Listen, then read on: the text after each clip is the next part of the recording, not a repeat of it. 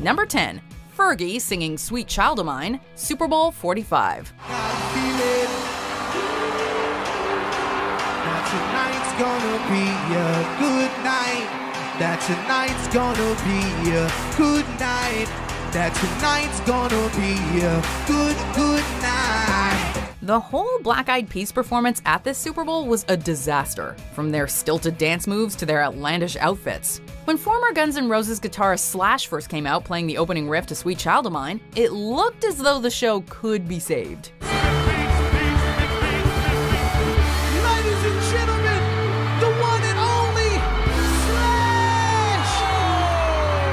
But then Fergie started singing, killing any hope for momentum.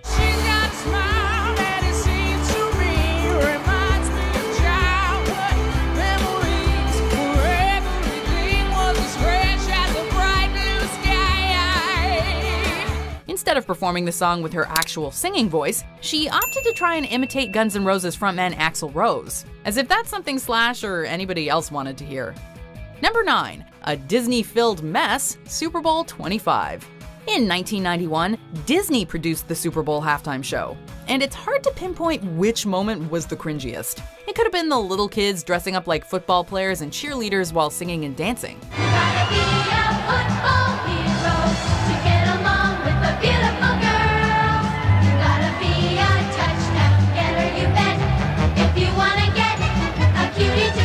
Or it may have been costume Disney characters including Minnie Mouse, Goofy, and Winnie the Pooh simply being part of the show. Hi, everybody! It's great to be here at the Super Bowl! To top it all off, the main act for the halftime show was the New Kids on the Block, because that's the perfect group to entertain and hype football fans, right? Drive me wild. Step by step. Come on, Disney. Number 8. A halftime show on ice, Super Bowl 26. Hi, everybody! Come on and feel the cold. Come to Minnesota where winter's the hottest time of the year. It's winter magic. As part of the theme of winter magic, the 1992 halftime show featured performers dressed in white and blue dancing to Winter Wonderland and the Nutcracker. The show also highlighted the U.S. Olympic skating team, with notable skaters Brian Boitano and Dorothy Hamill getting a chance to show their talents on a stage that was converted to a skating rink. I want one moment in time when I'm more than I thought I could be, and all of my dreams are a heartbeat away. Unfortunately, the show was anything but magical. Once again, this is yet another case of a halftime show that focuses on trying to be original rather than appealing to the average football fan. Thankfully, the following year, the NFL got it right with Michael Jackson.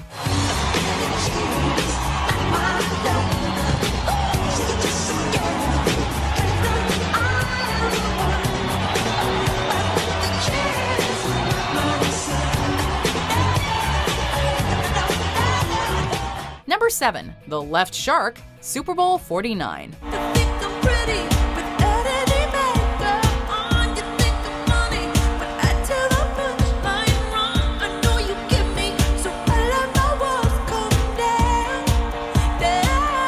While singing Teenage Dream during the halftime show in 2015, Katy Perry was joined by 2 backup dancers in shark costumes within a beach setting.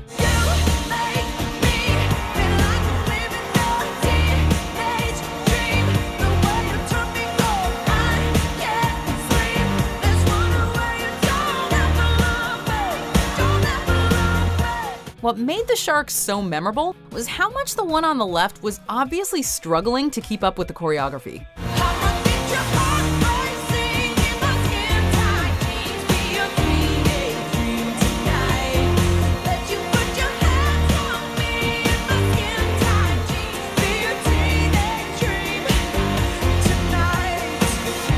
Viewers accused the shark of going rogue, and it was all anyone could talk about from the Super Bowl in the days following. Let's face it, the only thing more ridiculous than a dancing shark is one that doesn't know what he's doing. Number 6. Indiana Jones and the shameless marketing gimmick, Super Bowl 29. Hold on! I got a bad feeling about this. For this halftime show, Disney decided to use an Indiana Jones theme to promote a new ride. Temple of the Forbidden Eye, which hit Disney theme parks that year. As expected, the show was a giant spectacle full of sets and characters from the film series. This included impersonators for Indiana Jones and Marion, who acted more like Willie from Temple of Doom, obnoxiously shouting Indy when she was in trouble.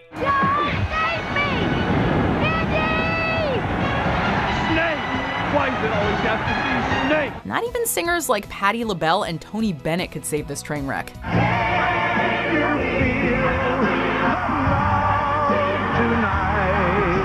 Number 5. The Fake Performance, Super Bowl 48.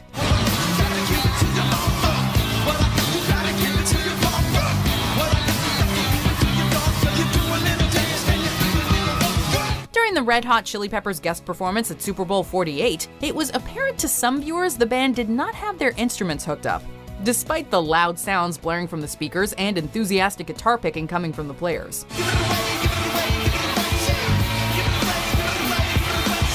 This led to accusations that the Red Hot Chili Peppers had faked their performance at the halftime show. Shortly after, the band came clean, and bassist Flea wrote a statement on the band's website explaining their actions, saying that it was the NFL's idea that, quote, only the vocals be live, and, quote, the bass, drums, and guitar be pre-recorded. Make some noise for the Red Hot Chili Peppers! Number 4. Maroon 5, Super Bowl 53. Have a tendency of getting very physical.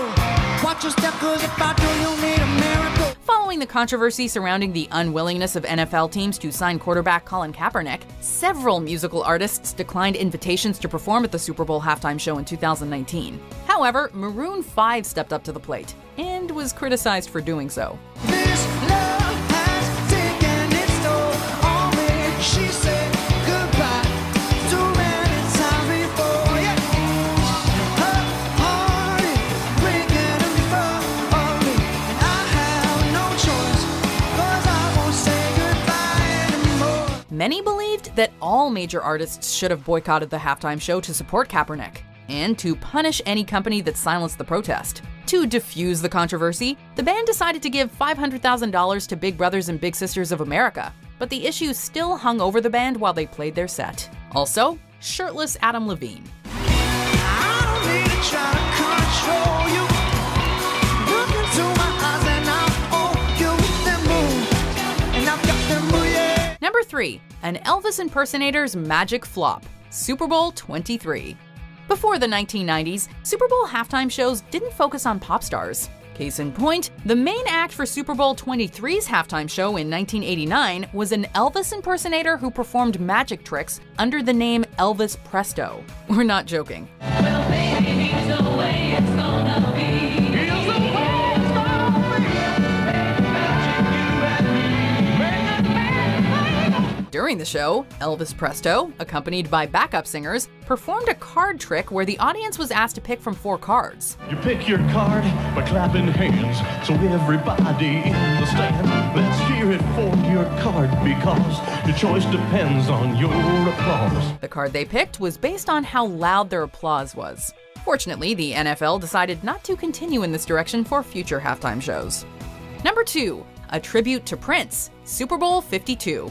Playing in Minneapolis, Justin Timberlake decided to display a video projection of Prince on a large sheet as an homage to the late artist. Minneapolis, Minnesota, this one's for you.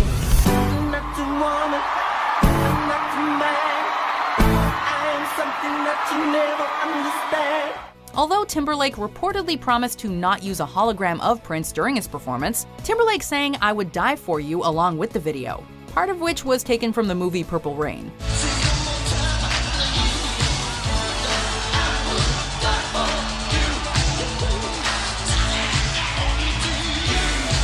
Although we wouldn't necessarily classify this as a hologram, fans were outraged, feeling that the act was still being disrespectful to Prince's memory. Interestingly enough, Prince himself had previously gone on record to express disapproval of technology that brought back musical legends for collaborations, so Timberlake most likely would not have had his blessing. 2 fingers in the air for Prince tonight. Number 1. Janet Jackson's wardrobe malfunction, Super Bowl 38. 5 times. Oh, that's how I go. Unsurprisingly, Justin Timberlake also takes the top spot for his appearance at the 2004 halftime show, where he removed a piece of clothing from Janet Jackson, showing TV viewers her bare breast. Whether this was the intended climax of the halftime show or an honest wardrobe malfunction, this incident brought the show to a screeching halt, with Jackson covering herself with a look of shame. Then, of course, there was the outrage from angry parents, and the clip was shown repeatedly on television so we could relive the cringe over and over and over again. Very embarrassing moment. It was a very embarrassing moment. Yes.